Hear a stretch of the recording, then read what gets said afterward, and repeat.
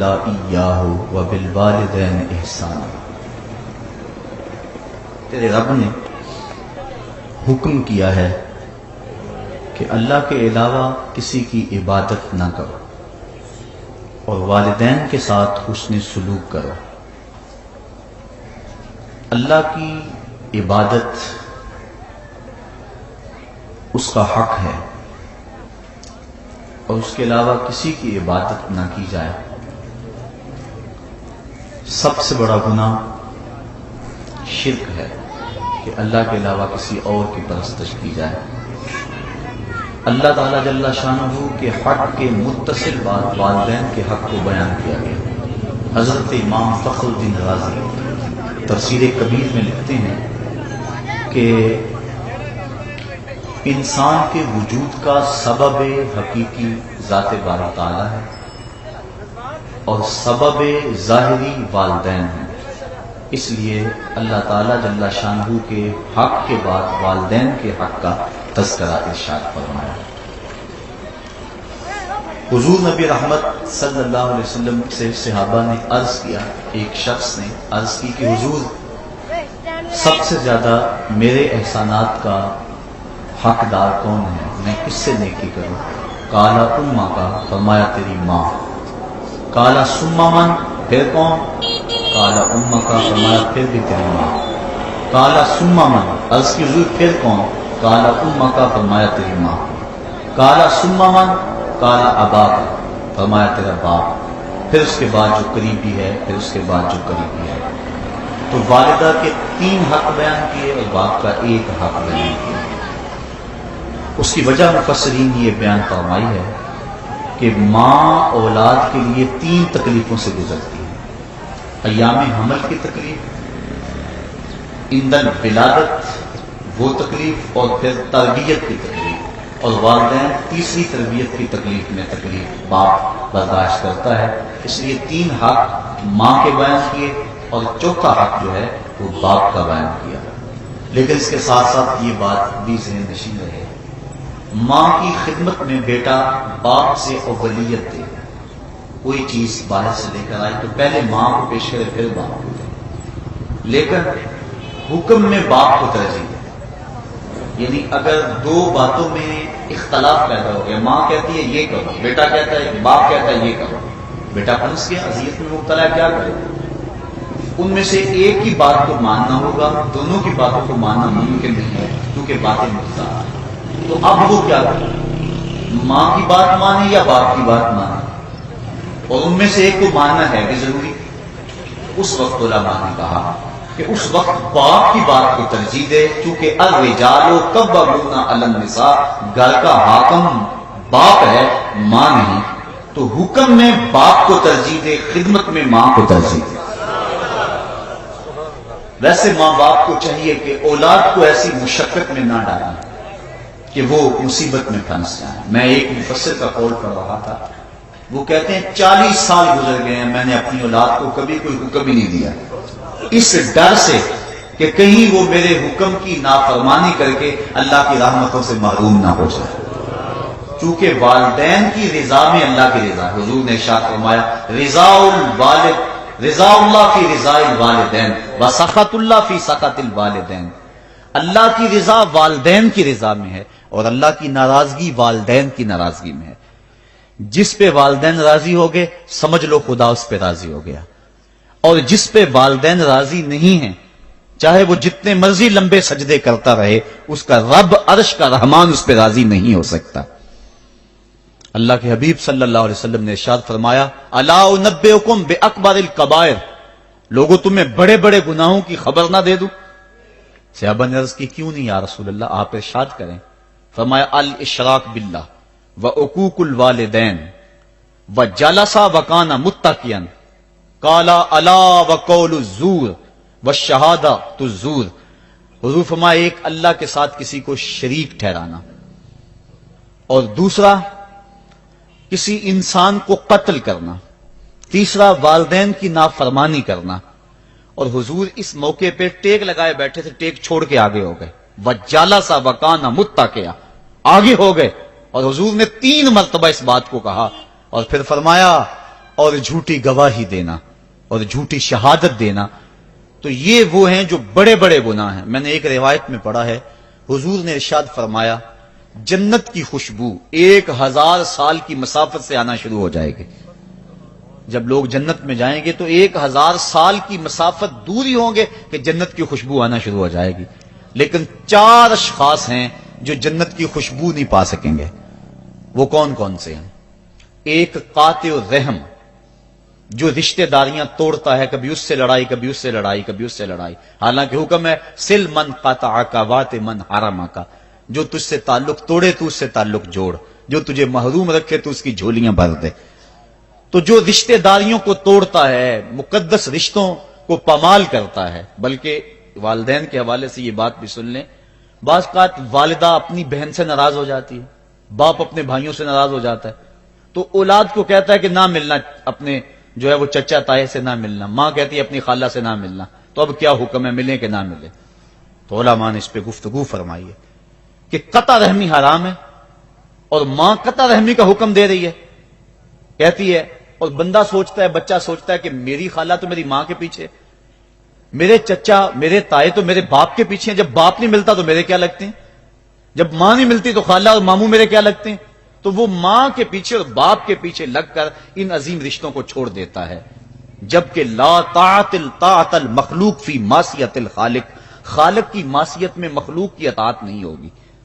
تو جو یہ چیزیں ہیں قطع رحمی نہیں کی جائے گی۔ علماء نے یہاں طریقہ یہ بیان کیا ہے کہ والدین سے چوری ملے تاکہ ان کا بھی دل نہ دکھے لیکن ان سے تعلق نہ توڑے، چونکہ قطع رحمی کے زمرے میں نہ آئے۔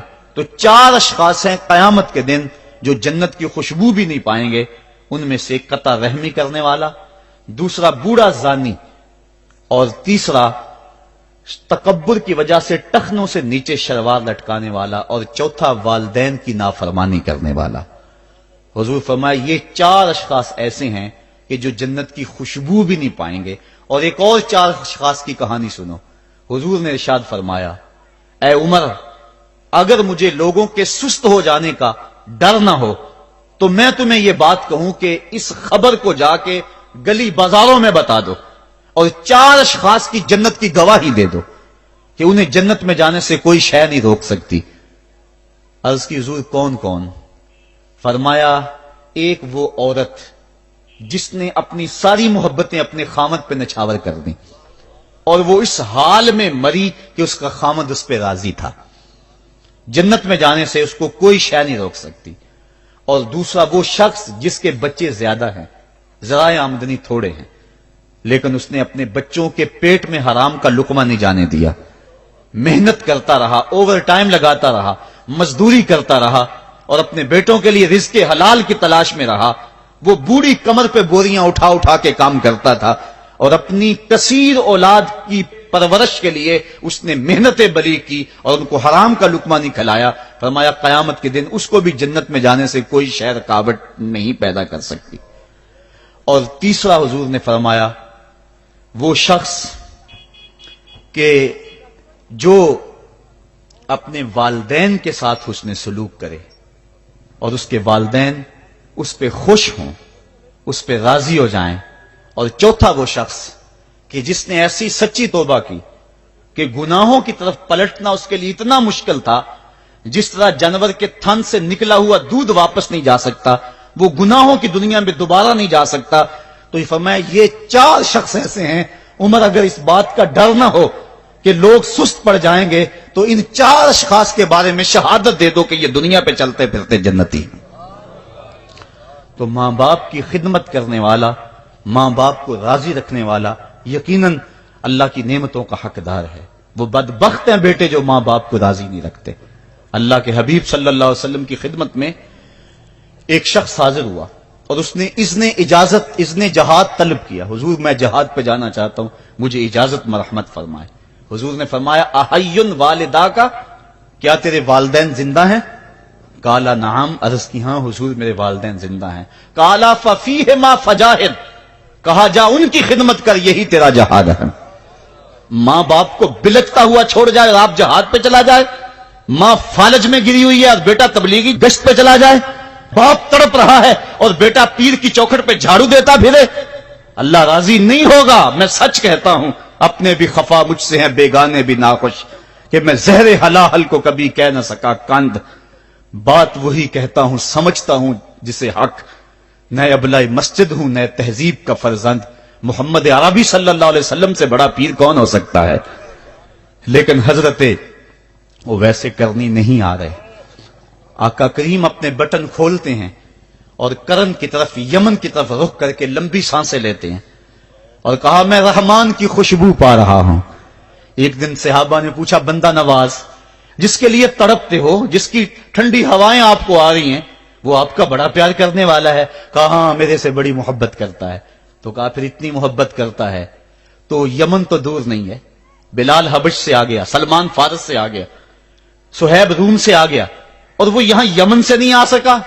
फरमाया, उसकी बूढ़ी और नाबीना मां है जिसकी खिदमत उसको नहीं आने देती। अल्लाह अकबर। अब हजरत वैसे करनी नहीं आए, लेकिन खैर ताबीन कहलाए। आए नहीं, लेकिन हुजूर उनकी याद में तड़प रहे। अल्लाह, बल्कि हुजूर ने फरमाया कि कोई जाए ओवैस बिन आमिर को मिले, और जब मिले तो उसको कहना मेरी उम्मत की बख्शिश की दुआ करे। जो मां बाप की खिदमत करता है, इससे साबित हुआ उसकी दुआएं कबूल होती हैं। मैंने एक रिवायत में पढ़ा है कि जो आदमी रोजाना अपने वालदैन के लिए दुआ करे, वालदैन जिंदा हो तब भी, वालदैन फौत हो गए हों तब भी, ये आदत बना ले, रोजाना मां बाप के लिए दुआ करे, सारी जिंदगी उसके रिज्क में बेबरकती नहीं आएगी, अल्लाह उसको रिज्क की फरावानी अता कर देगा। और जो वालदैन के लिए दुआ नहीं करता, अल्लाह ताला की रहमतों से महरूम हो जाता है। हजरत अबू हुरैरा रज़ी अल्लाह ताला अन्हु जब भी हाथ उठाते थे तो ये दुआ करते थे, अल्लाहुम्मा अग़फ़िर li अबी हुरैरा वली उम्मी वली मन इस्तग़फ़र लहुमा। ऐ अल्लाह अबू हुरैरा को बख्श दे, हजरत अबू हुरैरा की मां को बख्श दे, और कयामत तक जो हम दोनों के लिए बख्शिश की दुआ करे उसको भी बख्श दे। हजरत इमाम मोहम्मद बिन सरीन एक बुजुर्ग हुए ताबी, जब भी दुआ करते थे ये दुआ जरूर करते थे, ऐ अल्लाह अबू हुरैरा की बख्शिश कर दे। किसी ने कहा कि तुम्हें अबू हुरैरा रज़ी अल्लाह ताला अन्हु उनकी मां से बड़ी हमदर्दी है। कहा, उनसे जो हमदर्दी होनी है वो तो होनी है। उन्होंने कहा हुआ है, अल्लाह अबू हुरैरा और उनकी मां को बख्श दे, जो इनके लिए दुआ करे उसको भी बख्श दे। तो मैं दुआ करके अपनी बख्शिश पक्की कर रहा हूं। तो वालदैन के लिए दुआ करना अल्लाह की रहमत को दावत देना है। तो फरमाया कि जाओ ओवैस बिन आमिर को जाना और जाके उसको मेरी उम्मत के लिए दुआ का कहना। हजरत सैयदना उमर फारूक हजरत अली मुर्तजा गए, जाके ढूंढा, तलाश किया, ओवैस बिन आमिर मिले, हुजूर का सलाम कहा, बस फूट फूट के रोने लगे। कहा, बताओ मेरे रसूल के लबों पे मेरा नाम कैसे आया था? हुजूर मेरा जब तज़किरा करते थे कैसे करते थे? ये दर्द देखा तो बोले कि क्या आप इतनी मोहब्बत रखते हैं तो फिर मिलने क्यों नहीं आए हुजूर को? इतना जो प्यार रखते हैं तो ज़ियारत करने क्यों नहीं आए? तो हजरत उवैस करनी ने बात के रुख को बदला। कहा, तुमने मेरे रसूल को देखा? तुमने मेरे रसूल की ज़ियारत की है? कहा, हां, हम तो सुबह शाम वहां रहे हैं। कहा, फिर बताओ हुजूर के ये अबरू जुड़े हुए थे या खुले हुए थे? अब दोनों हैरान हो गए। कहा, तुमने तो देखा, मैंने तो देखा नहीं, तुम बताओ ना। फिर मैं तो गया नहीं, मुझे कहते हो गया नहीं, तुम बताओ हुजूर के अबरू जुड़े हुए थे या खुले हुए थे? हैरान हैं। कहा, हुजूर आप ही बतलाइए। कहा, कोई दूर से देखता तो जुड़े हुए नजर आते, करीब आके देखता तो खुले हुए नजर आते। ये वो है जो मां की खिदमत करता रहा और हुजूर के दरबार में हाजिर नहीं हो सका, लेकिन हाजिरी उसकी थी, वो जहां भी था वो नबी के कुरब में था। तो इसलिए मां बाप की खिदमत इतना बड़ा वजीफा है। हजरत बायजीद बुस्तामी कहते हैं, मैंने हक माफ करवा लिया अपनी मां से कि मां तेरे हक अदा करूं या अल्लाह के हक अदा करूं?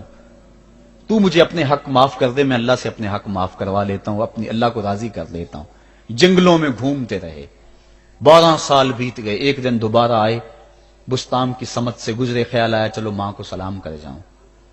तहज्जुद का वक्त था, रात का वक्त था। दरवाजे पे खड़े रह गए कि मेरी मां सोई होगी, मैंने कभी कोई खिदमत नहीं की मां की, तो अब उठा के तकलीफ क्यों दूं? सारी रात खड़े रहे।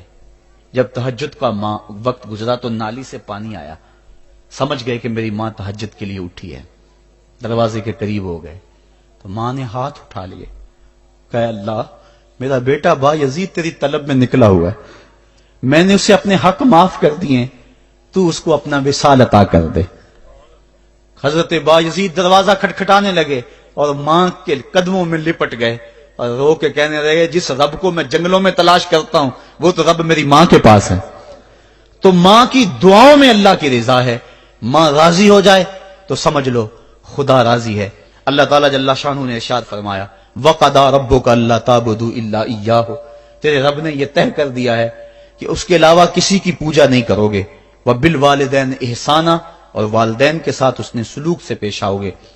اما یبلغن عندک الکبر احدہما او کلاہما فلا تقل لہما اف ولا تنہرہما، اگر تیرے پاس دو یا دونوں میں سے ایک بڑھاپے کو پہنچ جائیں تو پھر ان کے سامنے تو نے اف بھی نہیں کہنی اور نہ ان کو جھڑکنا ہے اور ان سے نرم لہجے میں بات کرنی ہے۔ جب ماں باپ جوان ہو، بچوں کی ضروریات پوری کر رہے ہیں، ان کے تعلیمی اخراجات اور ان کے معاشی سارے معاملات درست کر رہے ہوں، تو اس وقت تو والدین کی بچے تعظیم کرتے ہی ہیں۔ امتحان اس وقت شروع ہوتا ہے جب ماں باپ بوڑھے ہو جاتے ہیں اور چلنے پھرنے کی سخت بھی نہیں رہتی، صرف سانس کی ایک ڈوری لٹکی رہتی ہے، اور جس طرح بچہ اپنے بدن سے مکھی بھی نہیں اڑا سکتا تھا، اب یہ حالت ماں باپ پر آ گئی اور بچے کی طرح مزاج چڑچڑا ہو گیا۔ زمانے کے حالات بدل گئے لیکن ماں کی پرانی، باپ کی وہ پرانی روش ہے، وہ اسی انداز میں اسی ڈگر میں بات کرتا ہے۔ یہ آزمائش کے دن ہیں، یہ امتحان کے دن ہے، اب دیکھنا ہے والدین کی اس وقت تعظیم کون کرتا ہے۔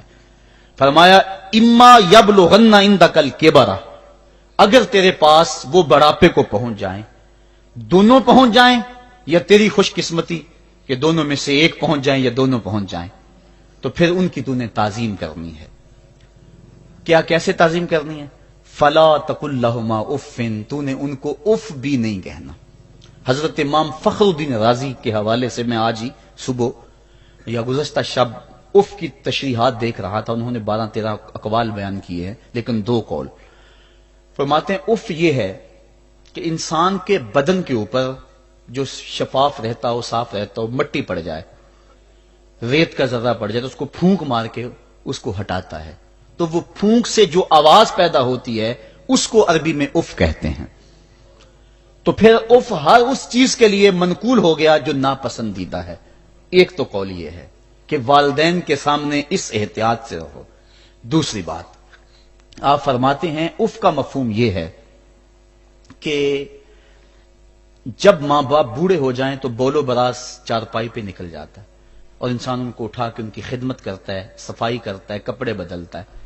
انسان کی طبیعت میں جو فطری نفاست ہے اس کے تحت اس کو ماں باپ سے جو مکروہ اور ناپسندیدہ بو آتی ہے اس سے وہ بچنا چاہتا ہے۔ وہ نفرت ماں باپ سے نہیں ہوتی، وہ نفرت اس بدبو سے ہوتی ہے جو ماں باپ کے بدن سے یا چارپائی سے یا کپڑوں سے اٹھ رہی ہے۔ تو بندہ اپنے جو ہے وہ ناک پہ کپڑا رکھ لیتا ہے اس بدبو سے بچنے کے لیے۔ تو اف کے مفہوم کو بیان کرتے ہوئے حضرت امام رازی کہتے ہیں کہ انسان کو اس بات سے بھی روکا گیا ہے کہ تو اپنے ناک پہ کپڑا رکھ کے اگر ان کو صفائی کر رہا ہوگا تو ماں باپ کے نازک دل پہ کہیں یہ بوجھ نہ آ جائے کہ میرا بیٹا مجھ سے نفرت کر رہا ہے۔ اس لیے والدین کی تعظیم کا عالم یہ ہے کہ تو کھلے ناک سے ان کی خدمت کرے اور وہ بدبو سہتا رہے اور اپنے ناک کے اوپر کپڑا بھی نہ رکھے کہ تیرے ماں اور تیرے باپ کے دل کے اندر اتنا خلال اور ملال بھی پیدا نہ ہو۔ یہ ہے اف کا زمرہ۔ حضرت امام حسن رضی اللہ تعالیٰ عنہ نے ساری زندگی اپنی والدہ حضرت فاطمہ الزہرا کے ساتھ بیٹھ کے کھانا نہیں کھایا تھا۔ ایک دن حضرت سیدہ فاطمہ نے فرمایا کہ بیٹا میرا جی چاہتا ہے کہ میرے ساتھ تم بیٹھ کے کھانا کھاؤ، لیکن تم نے کبھی بھی میرے ساتھ بیٹھ کے کھانا نہیں کھایا، کیا وجہ ہے اس کی؟ تو حضرت امام حسن فرمانے لگے، عرض کرنے لگے امی میں اس ڈر سے آپ کے پاس بیٹھ کے کھانا نہیں کھاتا کہ کہیں کسی لقمے کی طرف آپ کی نظر بڑھ جائے اور میں عدم آگہی کی وجہ سے اپنے ہاتھ کو اس لقمے کے پہ ڈال لوں اور نہ جان سکوں کہ اس لقمے کو اٹھانے کا ارادہ میری ماں کے دل میں پیدا ہو چکا ہے اور میں اللہ کی رحمتوں سے محروم ہو جاؤں، اس ڈر سے میں آپ کے ساتھ بیٹھ کے کھانا نہیں کھایا کرتا۔ یعنی ماں باپ کی تعظیم کا عالم یہ ہے، اف تک نہ کہو۔ حضرت سعید بن المسیب رضی اللہ تعالی عنہ جلیل القدر تابعی ہیں، وہ فرماتے ہیں کہ والدین کے سامنے بیٹے کی حالت کیا ہونی چاہیے۔ وہ فرماتے ہیں جس طرح بھاگا ہوا غلام پکڑا جائے اور اس کو پکڑ کے جو ہے وہ آقا کے سامنے پیش کر دیا جائے، تو اس بھاگے ہوئے غلام کو پکڑ کے جب آقا کے سامنے پیش کر دیا جائے تو جو حالت اس غلام کی ہوتی ہے، بیٹے کی حالت یہ ماں باپ کے سامنے ہونی چاہیے۔ اب ان بیٹوں کو سوچنا چاہیے جو اپنے ماں باپ کو دقیانوسی کا تانا دیتے ہیں اور سمجھتے ہیں یہ اولڈ فیشن ہے، انہیں کیا پتا زمانہ کہاں چلا گیا ہے، اور ان کے فیشنوں کو مسترد کرتے ہیں۔ علماء نے اس بات کو تفصیل کے ساتھ بیان کیا ہے کہ شریعت کے جو قطعی ضابطے ہیں، ان ضابطوں اور ان قوانین کو اور ان معاملات میں تو والدین کی فرما برداری نہیں ہوگی اللہ کی اگر معصیت ہوتی ہو، لیکن جو معاملے شک والے ہیں وہاں ماں باپ کے قول کو ترجیح دی جائے۔ تو فرمایا ان کے سامنے اف بھی نہیں کہنی، وَقُلْ لَهُمَا قَوْلًا كَرِيمًا، اور ان سے نرم لہجے میں بات کرنی ہے۔ وَاخْفِضْ لَهُمَا جَنَاحَ الذُّلِّ مِنَ الرَّحْمَةِ، اور ان سے بات اور ان کے لیے اپنے بازو بچھا لینے ہیں نرم دلی کی وجہ سے، نرمی کی وجہ سے۔ جب جانور زمین کی طرف رخ کرتا ہے، اوپر سے نیچے کی طرف آتا ہے تو اپنے پروں کو سکیڑ لیتا ہے، تو اس کے لیے یہ لفظ بولے جاتے ہیں وَاخْفِضْ لَهُمَا جَنَاحَ۔ تو اللہ تعالیٰ فرمایا جس طرح وہ جانور عزت سے اپنے بازو سکیڑ لیتا ہے اور پھیلاتا نہیں ہے، والدین کے سامنے تیری اکڑ، تیرا عہدہ، تیرا منصب، تیری شانیں، تو بڑا اونچا ہے، لوگ تجھے سلوٹ کرتے ہیں، تیرے ہاتھ چومتے ہیں، تجھے سلام کرتے ہیں، اونچی کرسیوں پہ تو بیٹھتا ہے، لیکن وہ سب وہاں چھوڑ دے اور ماں کے قدموں میں عاجز بن کے بیٹھ جا، باپ کے قدموں میں عاجز بن کے بیٹھ جا، وہاں اپنی اس کسی چیز کا لحاظ رکھ، پرندہ اوپر کوڑے تو پر کھولے، لیکن جب نیچے آئے تو پروں کو سمیٹ لے، تیرا عہدہ، تیرا منصب باہر رہے، جب ماں باپ کے پاس آئے اس وقت تو مؤدب غلام کی صورت میں اپنے والدین کے سامنے کھڑا ہو۔ وَقُلْ رَبِّ ارْحَمْهُمَا كَمَا رَبَّيَانِ صَغِيرًا، اور اگلا حق یہ بیان فرمایا کہ اللہ کی بارگاہ میں عرض کر رہا ہے اللہ میری ماں پر بھی اور میرے باپ پر بھی رحم فرما دے، جس طرح میں چھوٹا تھا اور میرے اوپر انہوں نے رحم فرمایا۔ انسان ماں باپ کے حق دے ہی نہیں سکتا، حضور نے ارشاد فرمایا کہ انسان ماں باپ کے حق نہیں ادا کر سکتا الا یہ کہ ان کو غلام پائے اور خرید کر آزاد کر دے، اس کے علاوہ کوئی صورت ایسی نہیں ہے۔ ایک شخص نے حضور کی خدمت میں حاضر ہو کے عرض کیا حضور میں اپنے والدین کی بڑی خدمت کی ہے، اس کو امام حقی نے لکھا ہے، اور جن مراحل سے میں گزرتا رہا ہوں ان مراحل سے میرے ماں باپ گزرے ہیں اور میں نے ان کی خود خدمت کی ہے۔ آج بیٹے بیویوں پہ کام چھوڑ دیتے ہیں کہ بیوی خدمت کرے گی۔ احسان دانش کہتا ہے کہ میں نے اپنی بیوی کو ہاتھ نہیں لگانے دیا، میں نے کہا میرے ماں باپ ہے، یہ خدمت اور کوئی حاصل کیوں کرے، یہ تو میں حاصل کروں گا۔ تو ساری خدمت میں نے خود کی، جس طرح انہوں نے نوالے توڑ توڑ کے میرے منہ میں ڈالے میں نے بھی حضور ایسے کیا، جس طرح میرے لیے میری ماں رات جاگتی رہی میں بھی اپنی ماں کے لیے جاگتا رہا۔ جن جن مراحل سے میرے لیے وہ گزرے تھے اتفاقاً میرے حالات، میرے ماں باپ کے حالات ایسے پیدا ہو گئے کہ میں نے اسی طرح اپنے ماں باپ کی پرورش کی ہے اور میں اپنے ماں باپ کی جو ہے وہ میں نے خدمت کی ہے، تو کیا میں نے اپنی ماں کا اپنے باپ کا حق ادا کر دیا ہے؟ تو حضور نے ارشاد فرمایا تو نے ایسے ہی خدمت کی ہوگی، لیکن جب تیری خدمت تیری ماں کرتی تھی تو ساتھ ساتھ تیری زندگی کی دعائیں مانگتی تھی، اور جب باپ بوڑھا ہو گیا تھا، ماں بوڑھی ہو گئی تھی، آزاد شل ہو گئے تھے، فالج میں مبتلا تھے، تو ان کے لیے زندگی کی دعائیں تو نہیں مانگتا تھا، تو یہ کہتا تھا اللہ انہیں پردہ دے دے۔ تیری ماں نے تو کبھی تیرے لیے پردہ نہیں مانگا تھا، بیٹا لولا ہو، بیٹا لنگڑا ہو، ماں کبھی نہیں کہتی بیٹے کو ڈاکٹر جواب دے دیں، ماں کبھی نہیں کہتی کہ میرے بیٹے کو اللہ پردہ دے دے، ماں یہی کہتی ہے مالک مجھے لے لے، میرے بیٹے کو زندگی دے دے، میں سب کچھ بیچ دیتی ہوں، اپنا زیور بیچ دیتی ہوں، میرے بیٹے کی صحت بچ جائے، میرے بیٹے کی زندگی بچ جائے۔ ماں کی موجودگی میں کوئی کہہ بھی نہیں سکتا، باپ کے لیے تو کہہ دے، ماں کے لیے تو کہہ دے بڑی تکلیف ہے تیرے باپ کو، بڑی تکلیف ہے تیری ماں کو، اللہ کرے اب پردہ ہی عطا کر دے۔ خود نہیں کہتا تو کسی سے یہ سن سکتا ہے بندہ، لیکن ماں سن سکتی ہے کوئی کہے اللہ تیرے بیٹے کو پردہ دے دے؟ تو فرمایا جب وہ تیری خدمت کرتے تھے تو وہ تیری زندگی کی دعائیں مانگتے تھے، اور جب تو خدمت کرتا تھا تیرے دل میں ان کے پردے کی آرزو تھی۔ فرمایا تو جتنی مرضی خدمت کی ہے، ماں کی خدمت کا بدل کیسے ہو سکتا ہے؟ تو ماں باپ کی خدمت انسان کر ہی نہیں سکتا، تو پھر کیا کرے؟ عرض کرے اللہ میں تو خدمت نہیں کر سکتا، تو ان کے اوپر رحم فرما دے۔ ماں باپ کے لیے دعا کرے۔ علماء نے یہاں بیان فرمایا ماں کافر ہو تو پھر بھی دعا کرے، باپ کافر ہو تو پھر بھی دعا کرے۔ مومن ہو تو پھر بھی دعا کرے، گناہگار ہو پھر بھی دعا کرے، نیکوکار ہو پھر بھی دعا کرے، دعا نہ چھوڑے۔ حضرت ابو ہریرہ رضی اللہ تعالیٰ عنہ فرماتے ہیں میری ماں کافرہ تھی اور میں حضور کا غلام، اور ماں ہر وقت اپنی دھن میں اور میں اپنی دھن میں ہوں۔ حضرت ابو ہریرہ کے بھائی کوئی نہیں ہے، باپ فوت ہو گئے ہیں، بہن کوئی نہیں ہے، ابھی شادی بھی نہیں ہوئی، دنیا پہ رشتہ ہی کوئی نہیں سوائے ماں کے، گھر آتے ہیں تو ماں سے بات کرنی ہوتی ہے، جو سن کے آتے ہیں ماں سے وہ دکھ کھولنا ہوتا ہے، بات کرنی ہوتی ہے، حضور کی باتیں سنانی ہوتی ہیں، لیکن ماں ہے اتفاق سے کافرہ ہے، حضور کی بات وہ سننا گوارا نہیں کرتی۔ حضرت ابو ہریرہ کو اور بات آتی کوئی نہیں، وہ تو کرتے ہی حضور کی باتیں۔ ایک دن حضور کی بات چھیڑی، ماں کی زبان سے کوئی جملہ ایسا نکلا جو سخت تھا، گوارا نہ ہوا، چھوڑ دیا گھر کو۔ ماں تیری عظمت کو سلام، لیکن رسول اللہ کے مقابلے میں تیری کوئی شان نہیں ہے۔ گھر سے نکلے، لیکن نکلے تو پاؤں ڈگمگا رہے تھے کہ دنیا پہ ایک ہی رشتہ تھا وہ بھی جاتا رہا۔ چند قدم چلے تو دل میں خیال آیا سارے دکھوں کا جو مداوع کرتا ہے میں اس آقا کی بارگاہ میں یہ دکھڑا کیوں نہ بیان کر دوں۔ دریائے رحمت جوش میں تھا، وہ دلوں کی حالتیں بوجھ لینے والے آقا نے پوچھا ابو ہریرہ کیا ہے؟ عرض کی حضور میری ماں کی ہدایت کے لیے دعا کر دو۔ یہ کہا اور پھوٹ پھوٹ کے رونے لگے۔ حضور نے فوراً ہاتھ اٹھا دیے اور مسلم کے لفظ ہیں اللہ مہد ام ابی ہریرہ تا، ہے اللہ ابو ہریرہ کی ماں کو ہدایت عطا کر دے۔ بس یہ بات سنی حضرت ابو ہریرہ کا چہرہ کھل اٹھا، اپنے گھر کو دوڑ لگا دی۔ کوئی رستے میں ملا، کہا ابو ہریرہ اتنی تیز تو تم کبھی نہیں دوڑتے تھے، آج کیا ہوا؟ اتنی تیز تیز کیوں دوڑ رہے ہو؟ کہا آج ہی تو دیکھنا چاہتا ہوں کہ گھر پہلے میں پہنچتا ہوں یا میرے آقا کی دعا پہلے پہنچتی ہے۔ حضرت ابو ہریرہ فرماتے ہیں جب میں گھر پہنچا تو دروازہ بند تھا، میں نے دستک دی، اندر سے آواز آئی بیٹا ٹھہرو میں آتی ہوں۔ کہا اس لہجے کو جان گیا، اس میں محمد کی بولی بول رہی ہے۔ کہا تھوڑی دیر کے بعد میری ماں آئی، تازہ غسل کی وجہ سے اس کے بالوں سے پانی کے قطرے ٹپک رہے تھے، اور میری ماں زنجیر کھول رہی تھی، اس کے لبوں پہ شہادت کا کلمہ جاری تھا۔ تو والدین کے لیے مغفرت کی دعا کرتے رہیں، والدین کی بخشش کی دعا کرتے رہیں۔ والدین جب دنیا پہ ہوتے ہیں تو اللہ کی رحمت کا گھنا سایہ ہوتے ہیں، لیکن جب دنیا سے چلے جاتے ہیں ان کی قبر سے بھی فیض ملتا ہے اور سکون اور طمانینت ملتی ہے۔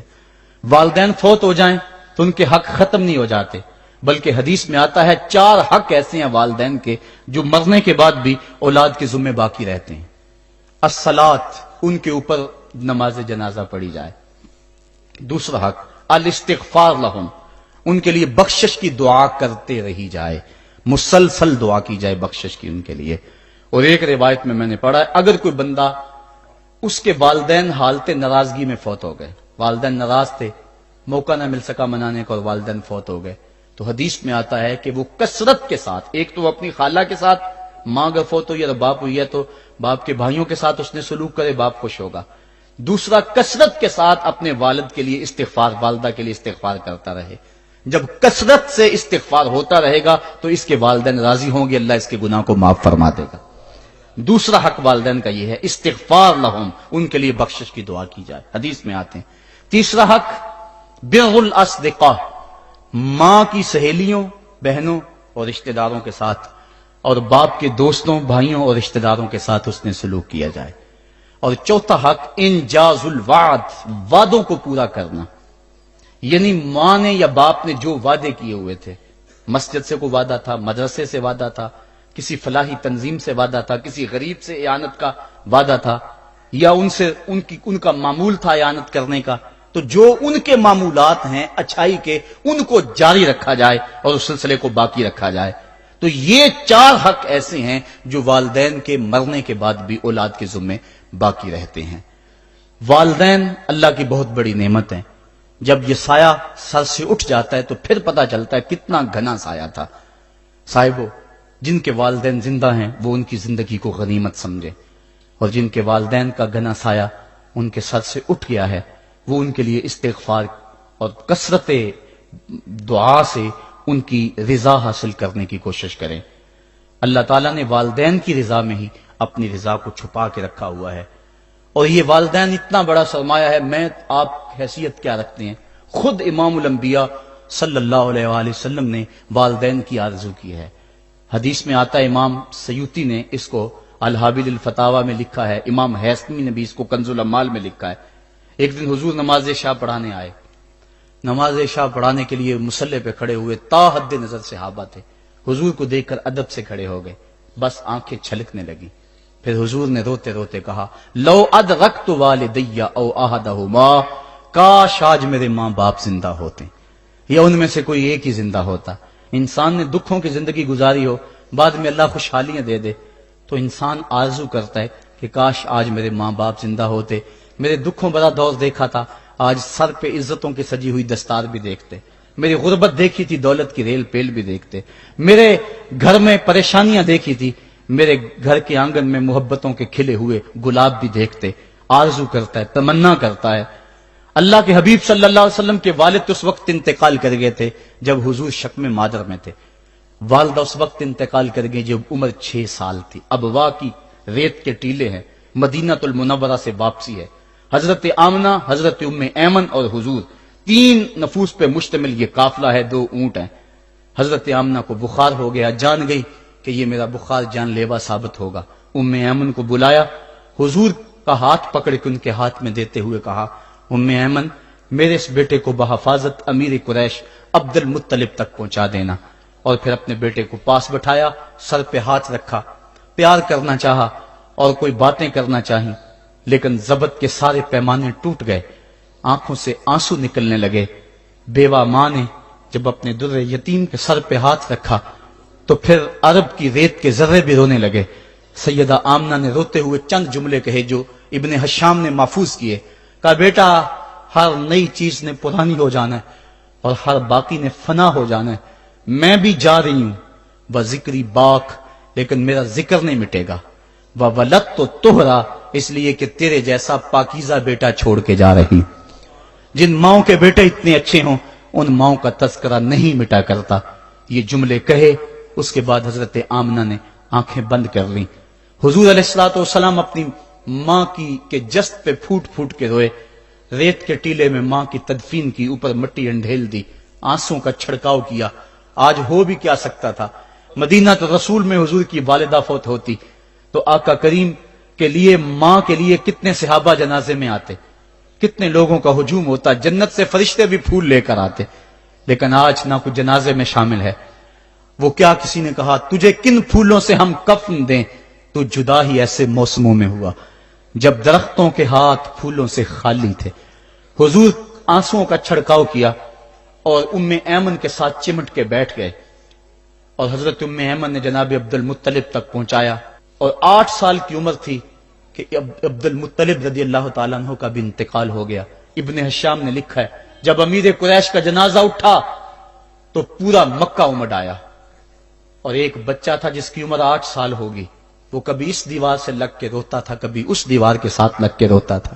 پھر شاب ابی طالب کی سختیاں بھی جھیلی، عام الحزن کا غم بھی کاٹا، طائف کے بازاروں میں پتھر بھی کھائے، پتے کھا کھا کے بھی گزر اوقات ہوا، مکے کے بازاروں میں اوجریاں بھی ڈالی جاتی رہیں، کھدے ہوئے گڑوں کا سامنا بھی کیا، بچھے ہوئے کانٹوں سے بھی گزرنا پڑا۔ لیکن آج وہ وقت ہے کہ اللہ نے حکم صادر کر دیا، پتھر مارنے والے سن لیں، کانٹے بچھانے والے سن لیں، راہ میں گڑے کھودنے والے سن لیں، میرے نبی کی آواز سے اب تو آواز بھی اونچی نہ ہونے پائے۔ عمر کا سرمایہ ضائع کر دوں گا، تمہارے نامہ اعمال میں ایک نیکی بھی نہیں رہے گی۔ اگر نبی سے ملنا چاہتے ہو ڈائریکٹ نہ آ جاؤ، پہلے گھر جاؤ، پھر کوئی چیز لو، پھر بازار جاؤ، کوئی فقیر ڈھونڈو، اس کو صدقہ کرو، پھر میرے نبی کی چوکھٹ پہ آؤ، تمہیں پتا چلے کس چوکھٹ پہ آ رہے ہیں۔ ادب کے ضابطے سکھائے، خبردار نبی کے دروازے پہ اونچی آوازیں نہ لگانا، بلکہ نبی کی چوکھٹ پہ آ کے بیٹھ جاؤ، نبی اپنی مرضی سے آئے تو اپنے دل کی حاجت کہہ لو۔ قرآن اتر چکا ہے، ادب کی آیتیں نازل ہو چکی ہیں، آقا کریم گھر سے نکلے، صحابہ ادب سے کھڑے ہو گئے، حضور کی نظر پیچھے پلٹ کے 6 سال کی عمر میں ابوا کی ریت کے ٹیلوں میں گردش کرنے لگی، اور پھر آقا نے روتے روتے فرمایا کاش آج میری ماں زندہ ہوتی اور میں لوگوں کو نماز عشاء پڑھا رہا ہوتا اور اس میں سورہ فاتحہ کی تلاوت کر رہا ہوتا، پھر میری ماں کو میرے ساتھ کوئی کام یاد آ جاتا، میری ماں دروازے کی چلمن کو سرکا کے کہتی ابنی محمد، میرے بیٹے محمد میری بات سنو۔ فرمایا لوگوں میں اپنی نماز توڑ کے پہلے ماں کی بات کو سن لیتا۔ یہ ماں ہے جس کی محبت کو مصطفیٰ کریم نے بھی محسوس کیا ہے، اونچی مسندوں پہ بیٹھنے کا وہ مزہ نہیں جو ماں کے قدموں میں بیٹھنے کا مزہ ہے۔ اور وہ کیا کہا تھا خورشید گیلانی نے، وہ کہتا ہے کہ 5 سٹار ہوٹلوں میں کھانا کھانے میں وہ لطف کہاں جو چولہے پہ پاس بیٹھ کے ماں کے ہاتھوں سے پکی ہوئی چپاتیاں کھانے میں مزہ ہے، اور عالی جناب حضرت صاحب اور اعلیٰ اور بھاری اور بھرکم لفظ سننے میں اور گارڈ آف آنر کا معائنہ کرنے میں وہ لذت کہاں ہے جو ماں کے اوئے ببلو کہنے کے اندر رکھا گیا ہے۔ ماں جب بولتی ہے تو اس کے لہجے میں جبریل بولتا ہے، ماں جب مسکرا کے دیکھ لیتی ہے تو لگتا ہے جنت کی ساری کلیاں کھل اٹھی ہیں۔ ایک شخص نے سین حرم میں اپنی ماں کو اپنے کندھوں پہ سوار کرا کے طواف کروایا اور پھر حضور کی خدمت کے پاس میں حاضر ہوا، عرض کی حضور میں نے کہ اپنی ماں کا حق ادا کر دیا ہے، کہا تو اس کی ایک مسکراہٹ کا بدل نہیں دے سکا۔ ماں جب مسکراتی ہے تو اس کے لہجے میں اتنی مٹھاس ہوتی ہے، میں کہتا ہوں ساری دنیا کے شہد نچوڑ دیے جائیں اتنی محبت پیدا نہیں ہوتی جتنی محبت ماں کے لہجے میں ہے۔ جب وہ بیٹے کو اوئے ببلو اوئے مٹھو کہہ کے پکارتی ہے، اوئے بیٹا کہہ کے پکارتی ہے، آواز دیتی ہے، تو ماں کے لہجے کے اندر وہ رس گل رہا ہوتا ہے کہ حوریں بھی آفرین آفرین کر رہی ہوتی ہیں۔ ماں کے بے ادب ہاتھ جوڑ کے ماں سے معافی مانگ لیں، باپ کے گستاخ ہاتھ جوڑ کے باپ سے معافی مانگ لے، یہ سرمایہ زندگی میں نہیں ملے گا۔ عموماً قدر نعمت زوال نعمت کے بعد ہوتی ہے۔ آؤ ماں باپ کی قدر کو پہچانیں اور اللہ کی رحمتوں کو لوٹیں۔ علامہ اقبال کی جب والدہ فوت ہوئی تو وہ پھوٹ پھوٹ کے روئے، جوان ہونے کے باوجود ان کی آنکھوں سے آنسو نہیں تھمتے تھے، اور پھر روتے روتے کہتے تھے وطن میں ہوگا اب کس کو میرا انتظار، کون میرا خط نہ آنے سے رہے گا بے قرار، آرزو لے کے تیری خاک کے تربت پہ آؤں گا، اب دعائے نیم شب میں کس کو میں یاد آؤں گا، کون پچھلے پہر اٹھ کے دعا کرے گا، ماں ہی دعا کرتی ہے۔ ماں کے جب ہاتھ اٹھ جاتے ہیں تو اجابت کے سارے دروازے کھل جاتے ہیں۔ ماں جب بولتی ہے اور دعا کے لیے ہاتھ اٹھا دیتی ہے، اللہ رحمت کے سارے دروازے کھول دیتا ہے اور قریب آ کے ماں کی فریاد کو سنتا ہے۔ ماں کی دعا جو اولاد کے حق میں ہے، مظلوم کی دعا اور مسافر کی دعا، حدیث میں آتا ہے یہ 3 دعائیں ایسی ہیں جو رد نہیں ہوتی۔ تو ماں کی دعائیں لیں، ان کی خدمت کریں اور والدین کی رضا چاہیں۔ اللہ مجھے آپ کو توفیق عمل نصیب فرمائے۔ وآخر دعوانا الحمدللہ رب العالمین۔